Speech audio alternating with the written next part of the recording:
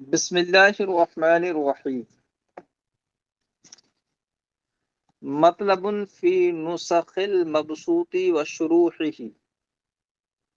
یہ بیان ہے مبسوط کے نسخوں اور اس کی شرحوں کے بارے میں۔ آپ نے پڑھا کہ مسائل اصول جنہیں ظاہر الروایہ کہا جاتا ہے، یہ وہ مسائل ہیں جو امام محمد علیہ الرحمہ سے بطریق روایت ظاہرہ مشہورہ منقول اور مروی ہیں، اور یہ پائے کہاں جاتے ہیں؟ وہ امام محمد علیہ الرحمہ کی 6 کتابوں میں: مبسوط، زیادات، سیر صغیر، سیر کبیر، جامع صغیر اور جامع کبیر میں۔ اب چونکہ مسائل طبقات حنفیہ میں سب سے اولین طبقہ اور درجہ مسائل اصول اور ظاہر الروایہ کا ہے، اور وہ ان 6 کتابوں میں پائے جاتے ہیں، یعنی یہ 6 کتابیں ان کا اولین ماخذ ہیں،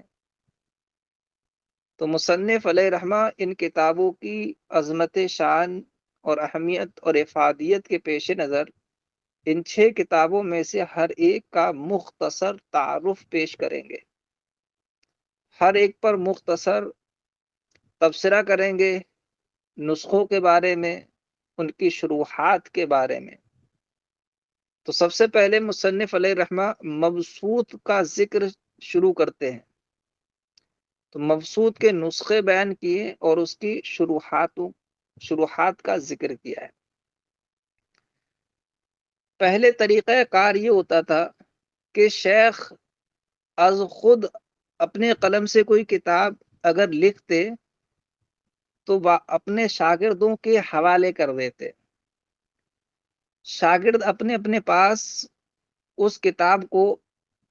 اپنے قلم سے اتار کر محفوظ کر لیتے، تو اس طریقے سے اس کتاب کے کئی ایک نسخے بن جاتے تھے۔ اور کئی بار شیخ ایسا کرتے کہ اپنے پاس خود کچھ لکھ کر نہیں رکھتے بلکہ زبانی بولتے جاتے اور تلامذہ ان کو املا کرتے رہتے۔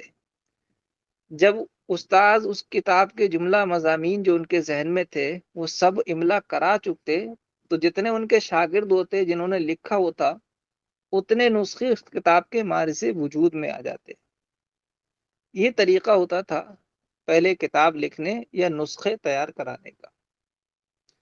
امام محمد علیہ رحمہ کی مبسوط، جس کو امام محمد علیہ رحمہ نے خود لکھا ہے، اس مبسوط کے اصل نسخے سے جو نسخے بنائے گئے، آپ کے شاگردوں نے جو نسخے بنائے وہی جو ہے اطراف عالم میں پھیلے، دوسروں تک پہنچے۔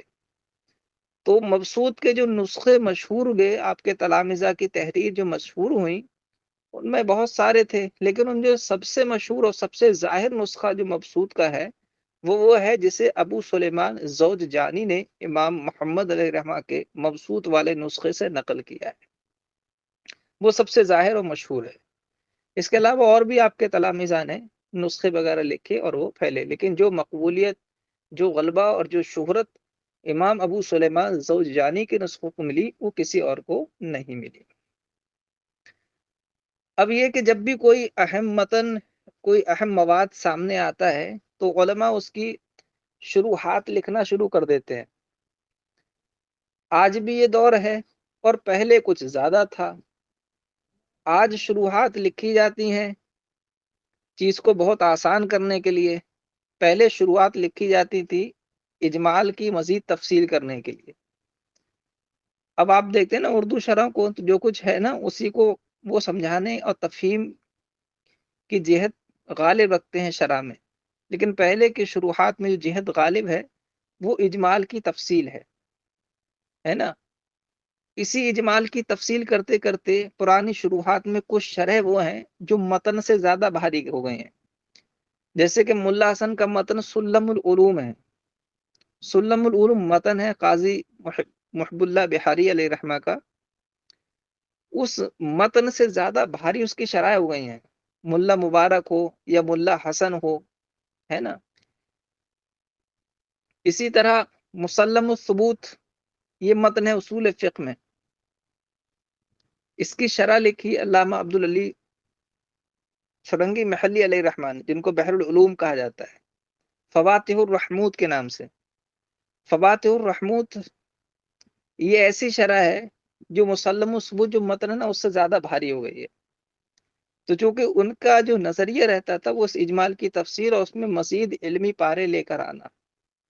تو شروعات پہلے ایسی ہوتی تھی، لوگوں کو ذوق ہوتا تھا، شوق ہوتا تھا، جب بھی کوئی نیا متن کتاب آتی تو وہ اس پر شروحات لکھنا شروع کر دیتے۔ تو مبسوط پر بھی بہت سارے متاخرین حنفیہ نے شروحات لکھی ہیں، کچھ کا یہاں مصنف علیہ الرحمن نے ذکر بھی کیا جنہوں نے اس پر شرح لکھی۔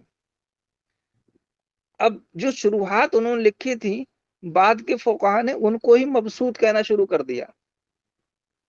جیسے امام شیخ الاسلام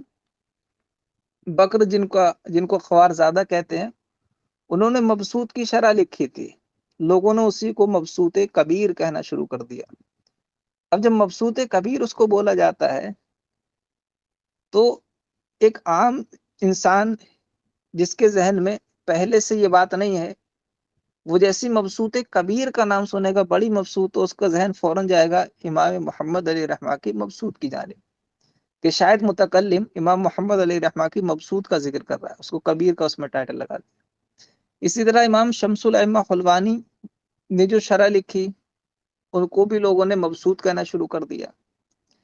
تو علامہ شامی علیہ رحمہ یہاں بتانا ہی چاہتے ہیں کہ ان کی کتابیں جو شروحات جو مبسوط کے نام سے مشہور ہوئی ہیں، وہ حقیقت میں مبسوط نہیں ہے امام محمد کی، بلکہ وہ مبسوط کی شرح ہیں،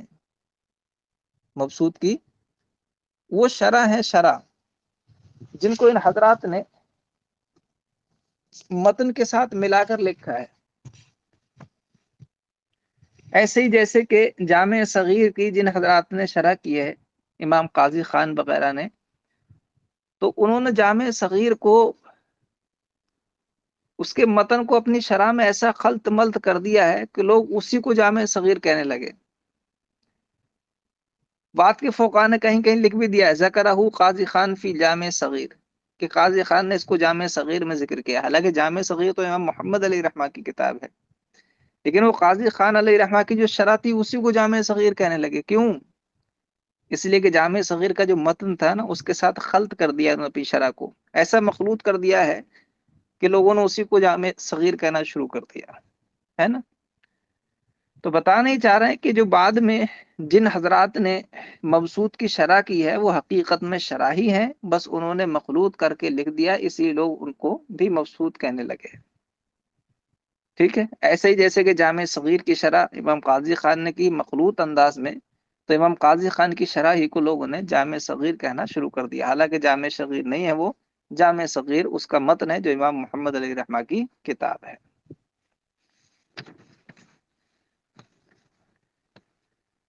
وعلم ان نسخ المبسوط المروی عن محمد متعددۃ، اور تم جان لو کہ مبسوط کے وہ نسخے جو مروی ہیں امام محمد علیہ رحمہ سے، متعددۃ وہ متعدد ہیں۔ وَأَظْهَرُهَا مبسوط ابی سلیمان الزولجانی، اور ان میں ظاہر اور مشہور زیادہ امام ابو سلیمان زوججانی کا مبسوط ہے۔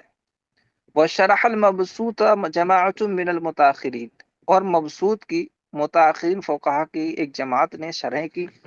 مثل شیخ الاسلام بکر المعروف به خوارزادہ ویسمى المبسوط الکبیر وشمس ائمۃ الحلوانی وغیرہ، جیسے کہ امام شیخ الاسلام بکر جو خوارزادہ کے نام سے معروف ہیں، انہوں نے شرح کی، اور ان کی شرح کو مبسوط کبیر کا نام دیا جاتا ہے، اور امام شمس الائمہ حلوانی وغیرہ نے بھی مبسوط کی شرح کی۔ ومبسوطاتہم شروح فی الحقیقہ، اور ان کے مبسوطات حقیقت میں شرح ہیں، ذکرها مختلطۃ بمبسوط محمد، جنہیں انہوں نے امام محمد علیہ رحمہ کی مبسوط کے ساتھ مختلط اور ملا جلا کر اپنی کتابوں میں لکھ دیا ہے۔ کما فعل شراح الجامع الصغیر مثل فخر الاسلام وقاضی خان وغیرہما، جیسے کہ جامع صغیر کے شارحین مثلا امام فخر الاسلام اور قاضی خان وغیرہ نے کیا ہے۔ فیقال، تو کہہ دیا جاتا ہے ذکرہ قاضی خان فی الجامع صغیر، کہ قاضی خان نے اس چیز کو جامع صغیر میں ذکر کر دیا جاتا ہے، کہہ تو یہ دیا جاتا ہے لیکن مراد کیا ہوتی ہے؟ والمراد شرح، مراد ہوتی ہے جامع صغیر کی شرح۔ وقضا فی غیری، اسی طرح اور کتابوں میں بھی ایسا ہے۔ انتہا، یہاں تک ان کی بات ختم ہو گئی۔ ملخصا من شرح البیری علی العشوا و شرح شیخ اسماعیل النابلسی علی شرح الدرر۔ امام شامی نے یہ بات تلخیصاً ذکر کی ہے علامہ بیری کی شرح اشوا سے، اور شیخ اسماعیل نابلسی کی جو شرح درر پر شرح ہے اس سے تلخیص اور اخذ کرتے ہوئے، ٹھیک ہے۔